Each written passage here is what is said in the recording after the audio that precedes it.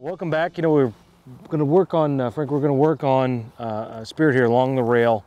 And we've been doing some work with them, you know, just kind of get them used to doing this and working up and down, stopping and going and that sort of stuff. And then what we're going to do, after we do this for just a minute or two here, is work into the center arena, do some transitions left to right, looking for them to stop and go correctly, that sort of stuff, right? And I always start the horse with the walk first, okay? I'm not going to start him with a trot or loping him around here, because he's just not ready for it. Oh, okay. You know, and I'm not ready for it. No, you're not ready for it either. So his cues are dull enough, you know, fresh enough in his mind right now. Yeah. That if I start speeding up the feet, he's just gonna not respond at all. Oh, okay. And start to buck and everything else. And that's not what I want the horse to do. I want him to respond and be controlled at all times.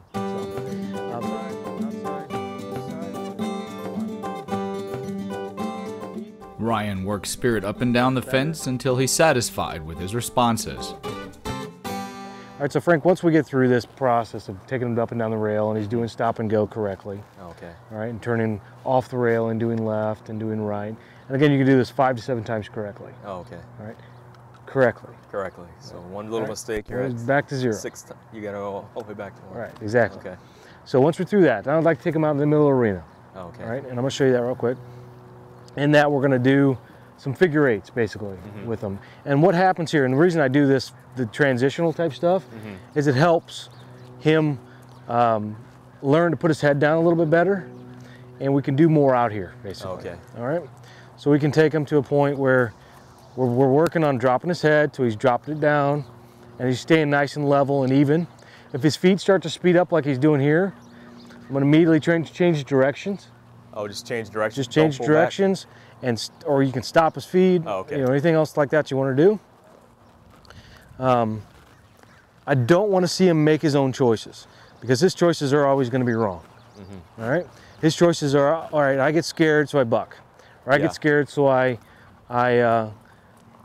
get the rear up in the air, or spin around in a circle, or whatever else like that. I don't want to let him make his own choices. I'm going to dictate everything he does for him. Okay. What he does every day, all day long. All right? So the head down cue is very simple. And all the head down cue is basically, again, is going to take the inside rein. Inside rein. Over kind of the center line of the horse, about where his mane's at. Oh, right in the middle of the mane, okay. Right in the middle of the mane.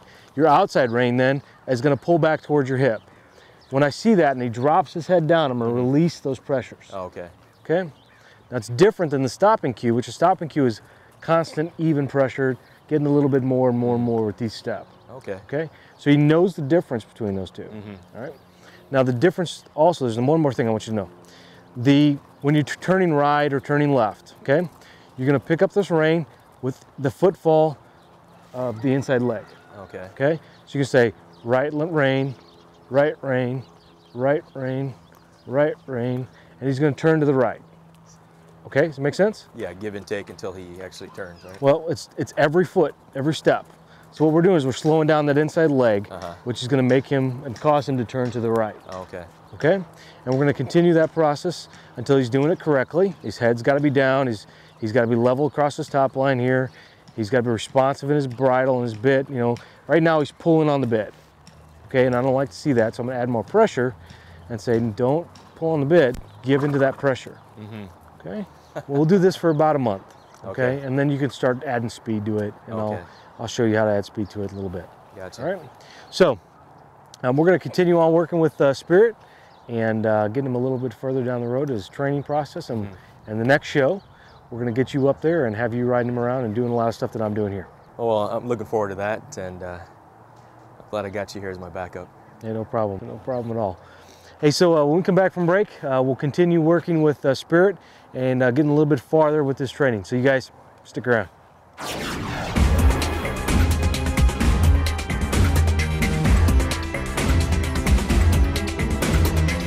I'm Wayne Blevins, founder of E3 Live for Horses. I'm here with Ryan Gingerich, the behaviorist. I gave Ryan some of my product. How did it do, Ryan? Wayne, you know, I started feeding your product about the same time we diagnosed my horse Dylan with white line disease in both hind feet. In fact, it was so bad I could get my finger in between his hoof wall. After just a few months of feeding your product, I noticed a marked change in growth and overall health of his foot. It's good for the hooves and it's good for the whole health of the horse. Yeah, you know, I agree. Your horses will love Winnie's cookies. There are no preservatives or chemicals in these all-organic cookies, and they're shipped fresh right from our ovens to your barn. Packed with vitamins and minerals, Winnie's cookies work like a supplement, taste like a treat. For a free sample of Winnie's cookies, call 800-810-9466. That's right. You get a free sample by simply calling 800-810-9466.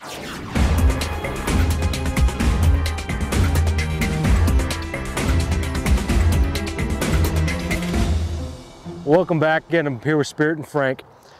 Spirit being the horse, Frank being the gentleman next to me here. Frank, what we're going to do with Spirit is, and you know, you're going to do, like I said, about a month's worth of groundwork. Okay. And then about a month's worth of under saddle work. Okay. And it's all going to be at the walk. Okay. Okay. Once you get through that initial month, you can start to do what's called transitional transitions. Basically, you're going to be going from a slower walk to a little faster walk, and then back down to a slower walk. Okay. And we're going to need to do that with spot 2. All right, so it's right in the center line of the horse's belly. All right.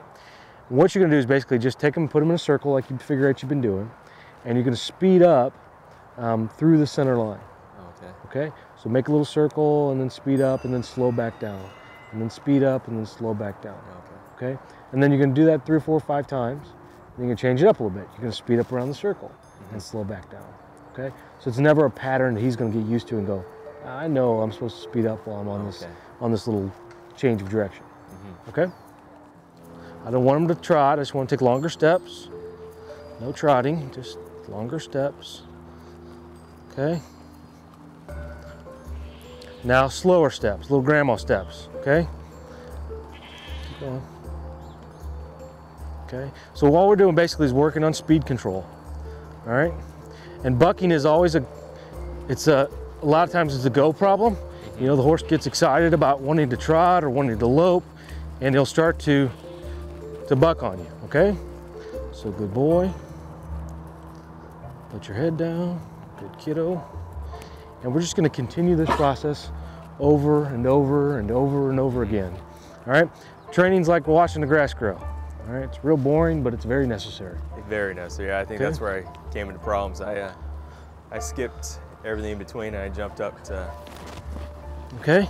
So that type of stuff right there. We're just going to say wrong. Stop your feet.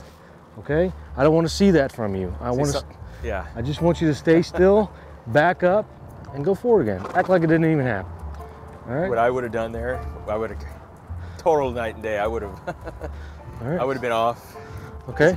I wouldn't able to bring him back the way you brought him back. So. But it's different now than what it was. Oh, night and day. Yeah, he would have up and down, up and down. Okay. Until you got off him. All right. And the little spooky thing there, little red zone he went into, is just because there's a chicken behind me. You know, no big deal. You guys have chickens around here? Yeah. Unless you're not going to get chickens around here anymore, you're going to have those type of issues. Yeah.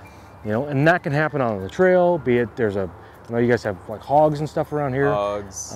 All that kind of stuff. So we're going to have those type of issues. We're going to have to be able to deal with those type of issues. Yeah. And all you're ever going to do, stop your feet, relax, let's go forward again. Yeah. Okay?